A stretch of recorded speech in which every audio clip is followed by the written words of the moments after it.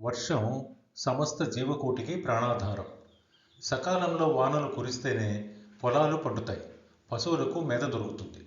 మేఘాలకు అధిపతి ఇంద్రుడు కాబట్టి ఇంద్రుడు కరుణిస్తేనే మనకు బతుకు అని అనాదిగా ఒక నమ్మకం. అందుకే ద్వాపర యుగంలో ప్రజలు ఇంద్రుణ్ణి పూజించేవారు. గోకులంలో నందుడు, ఇతర యాదవ ప్రముఖులు ఇంద్రయాగం చేయడానికి భారీ ఏర్పాట్లు చేసుకున్నారు. ఇది చూసిన 7 ఏళ్ల చిన్ని కృష్ణుడు వారిని ప్రశ్నించాడు.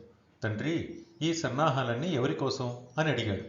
దానికి నందుడు, ఇంద్రుడి దయ వల్లే వర్షాలు పడుతున్నాయి, అందుకే ఈ యాగం అని బదులిచ్చాడు. అప్పుడు కృష్ణుడు ఇంద్రుడి గర్వం అణచాలని అనుకున్నాడు. మీరు అజ్ఞానంలో ఉన్నారు. ప్రాణుల సుఖదుఖాలు వారి కర్మను బట్టి ఉంటాయి. వర్షం ప్రకృతి ధర్మం. మనకు, మన ఆవులకు ఆహారాన్ని, రక్షణను ఇస్తున్నది ఆ ఇంద్రుడు కాదు, ఈ గోవర్ధన పర్వతం. కాబట్టి ఇంద్రుడికి చేసే పూజలు ఈ గోవర్ధనగిరికి, గోవులకు చేయండి అని కృష్ణుడు బోధించాడు. కృష్ణుడి మాటలు నచ్చి యాదవులంతా ఇంద్రయాగం ఆపేసి గోవర్ధనోత్సవం మొదలుపెట్టారు. పాలు, పెరుగు, పిండి వంటలు బండ్లలో నింపుకుని వెళ్ళి గోవర్ధనగిరికి, గోవులకు ఘనంగా పూజలు చేశారు. అప్పుడు కృష్ణుడే ఒక మహారూపం దాల్చి నేనే కొండను అని చెబుతూ ఆ ప్రసాదాలన్నీ ఆరగించాడు. ఇది చూసి యాదవులు ఆనందంతో పర్వతానికి ప్రదక్షిణలు చేశారు. తన పూజ ఆగిపోయిందని ఇంద్రుడికి ఆగ్రహం కట్టలు తెచ్చుకుంది. ఐశ్వర్య మతంతో కృష్ణుడు సాక్షాత్తు భగవంతుడిని మర్చిపోయాడు. ప్రళయకాలంలో మాత్రమే వచ్చే భయంకరమైన సంవర్తక మేఘాలను పిలిచి వెళ్ళండి, ఆ గోకులాన్ని సర్వనాశనం చేయండి అని ఆజ్ఞాపించాడు. ఆ మేఘాలు గోకులం మీద విరుచుకుపడ్డాయి. ఏనుగు తొండమంత ధారలతో పెద్ద పెద్ద రాళ్లవాన కురిసింది.